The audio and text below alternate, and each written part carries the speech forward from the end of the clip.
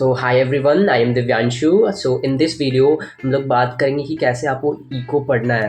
So eco most of the students के लिए tough हो जाता है क्योंकि they have to handle macro as well as Indian economy. So उनके लिए थोड़ा सा हेक्टिक है, बस थोड़ा सा अगर आप प्रिसाइजली पढ़ोगे तो उतना हेक्टिक नहीं रहेगा, ठीक है। सो इन दिस वीडियो में पूरा बताऊंगा कि कैसे आपको पढ़ना है। And if you are in class 11th then you will be studying micro I guess. So अगर आप माइक्रो पढ़ रहे हो तो उसके लिए भी सेम अप्लाई करता है जो भी मैं बताने वाला हूँ। सो एक एक करके स्टार्ट करते हैं। So let's begin. सो पहले मैं माइक्रो एंड मैक्रो के लिए बताऊंगा, देन हम लोग जाएंगे इंडियन इकोनॉमी पे, ठीक है। सो माइक्रो एंड मैक्रो के लिए दोनों के लिए एप्लीकेबल है जो मैं पॉइंट्स बताने वाला हूँ। सो जो भी मेरे व्यूअर्स हैं उनको पता है कि मैं पहले क्या बताता हूँ। मैं पहले सबसे पहले बताता हूँ सोर्स, कौन सी बुक आपको पढ़नी चाहिए, ठीक है। सो माइक्रो एंड मैक्रो के लिए संदीप गर्गी से रामबाण बहुत ज़्यादा इंपॉर्टेंट है एंड बेस्ट बुक है मार्केट में जितनी भी अवेलेबल है। सो आपको रीड एनसीईआरटी, अगर आपके पास टाइम है कि आप संदीप गर्ग के बावजूद आपके पास इतना टाइम है कि आप अगर एनसीईआरटी रीड कर सकते हो सो आप उसको रीड करो। अदरवाइज अगर आप संदीप गर्ग पढ़ रहे हो सो वो सफिशियंट है, नॉट फॉर सीयूईटी के टाइम पे आप पढ़ लोगे एनसीईआरटी अगर उसके बाद अगर आप थोड़ा भी इंटरवल रहता है तो। But as a safer side और अ सेफर साइड मैं रिकमेंड करूँगा कि अभी से आप एनसीईआरटी पढ़ना चालू कर दो। And Sandeep Garg is best book for micro and macro, क्योंकि उसमें डेप्थ में थ्योरी दी रहती है सो दैट कि आप समझ भी पाओगे। बहुत सारी एमसीक्यूज होती हैं, सो आपकी सीयूईटी की भी प्रिपरेशन हो जाएगी। एंड बोर्ड्स के लिए भी इंपॉर्टेंट है, थ्योरी भी बहुत अच्छे तरीके से प्रिसाइजली मेंटेन्ड है उसमें। और क्वेश्चंस इलस्ट्रेशन के बहुत सारे क्वेश्चन की स्टडीज़ हैं, so that would be very helpful, ठीक है। सो माइक्रो एंड मैक्रो के लिए Sandeep Garg. Then second is follow notes prepared by your teacher.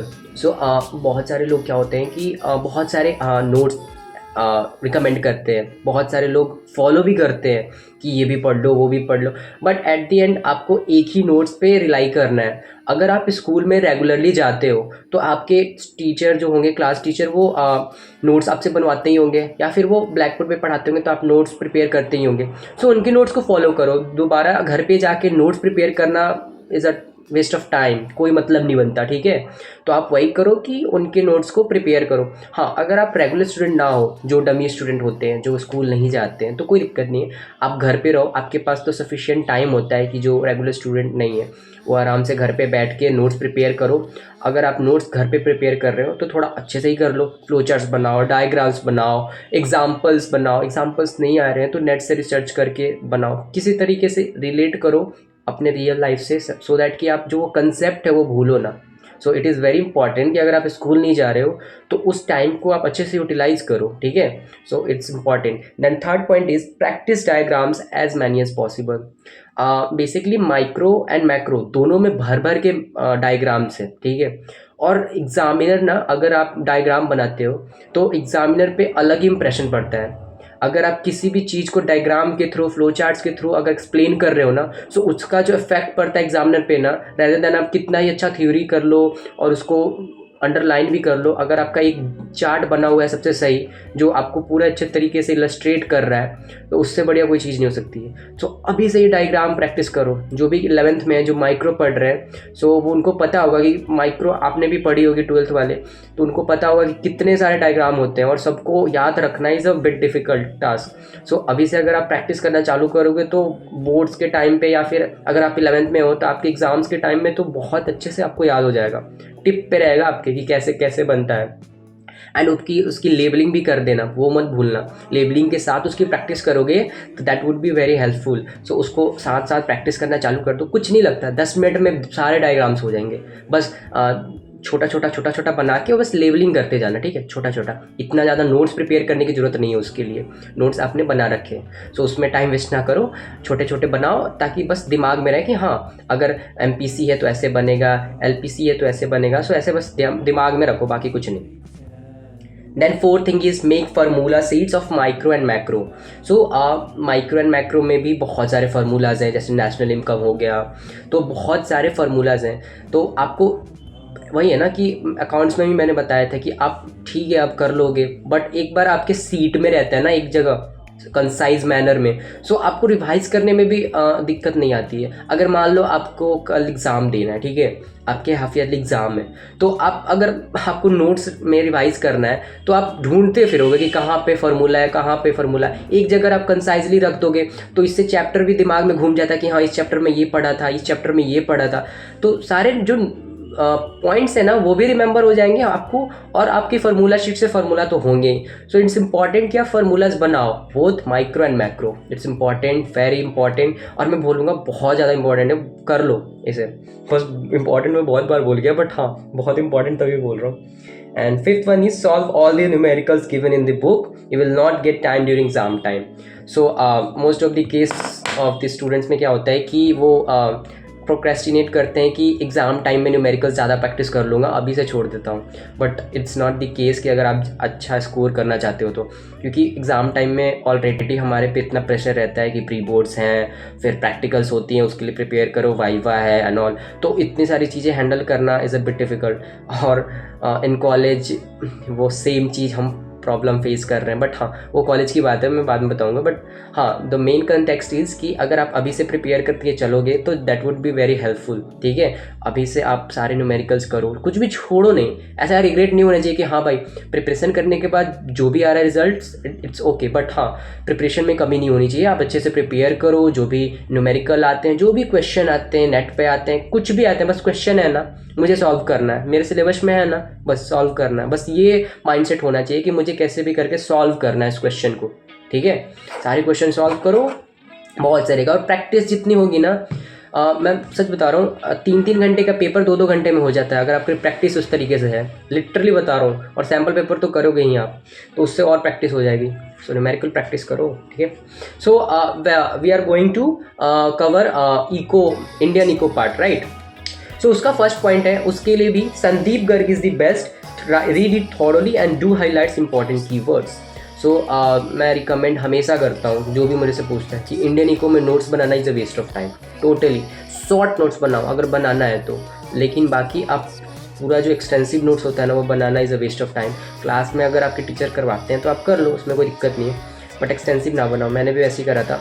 मैंने जैसे कि क्या होता है कि बहुत सारे उसमें नोट्स होते हैं, तो मैं जो भी कीवर्ड्स होते हैं उसको बस हाइलाइटर से हाईलाइट कर देता था और बाकी पेन से रीड मारता था। ठीक है, उससे क्या होता था, जब मैं रिवाइज़ करता था, बस जब अगर मान लो कल एग्ज़ाम है मेरा, तो मैं पूरा थोड़ी पढ़ने बैठूंगा, मैं बस कीवर्ड्स को देख लेता था और हेडर्स को देखता था, तो उससे मेरे को पूरा कंसेप्ट याद आ जाता था। दैट तो वो बहुत ज़्यादा हेल्पफुल भी था। सो मैं रिकमेंड करूँगा कि यही करो, आप नोट्स ना प्रिपेयर करो और हाईलाइट करके पढ़ो।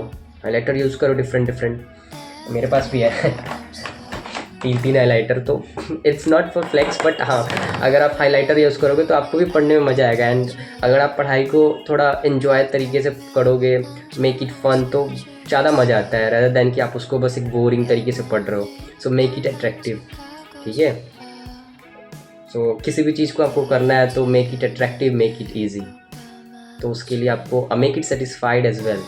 सो वेन एवर यू फील कि भाई बहुत ज़्यादा ये हो गया, अच्छे मार्क्स नहीं आ रहे, ठीक है नहीं आ रहे, बट आपने कोशिश तो करी ना, आपने प्रैक्टिस तो करी ना, तो that is important rather than कि आप उसके लिए रोते रहो। बट हाँ अपने तरफ से पूरी मेहनत करो एंड अपने वर्क को रिवार्ड भी करो अगर आप जब अच्छा परफॉर्म करते हो। ठीक है, सो ये मेरा तो वैसा ही मैं बोल दिया था, बस मैं वो बुक्स पढ़ रहा था तो मुझे ऐसा आ गया। बट हाँ आते हैं main point. Our second point is make habit of reading Indian eco book regularly. मैंने जैसे बोला कि रेगुलरली आपको पढ़ो।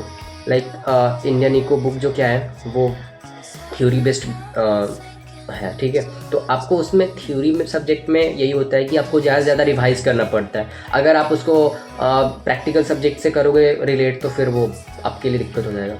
सो इम्पॉर्टेंट कि आप उसको रेगुलरली रिवाइज करो। अब ये नहीं कि डेली, बट हाँ वीक में अगर आप 2 बार भी दे रहे हो ना, दैट वुड बी इनफ।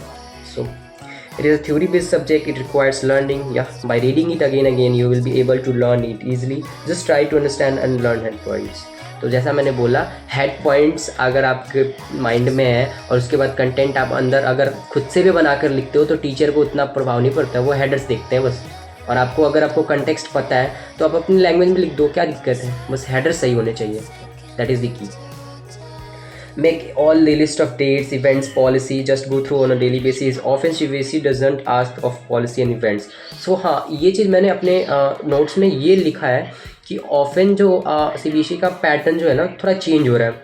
वो ना आप डेट्स ज़्यादा डायरेक्टली पूछते नहीं है कि हाँ बताओ वर्ल्ड बैंक का फॉर्म हुआ था या फिर जो भी है वो चिपको आंदोलन कब हुआ था, ये सब डायरेक्ट पूछते ही नहीं बोर्ड्स में। हाँ, अगर आप आंसर राइटिंग कर रहे हो तो उसमें आपके लिए सही रहेगा कि अगर आप डेट स्पेसिफाई करते हो तो एक अच्छा इंप्रेशन जाता है। बट बोर्ड्स में ना मैंने भी एक्सपीरियंस करा, एक क्वेश्चन ही आए थे मोस्टली, और वो भी नहीं आए थे, मतलब मुझे कंफर्म याद नहीं, बट एक क्वेश्चन 2 क्वेश्चन आता है, उससे ज़्यादा नहीं।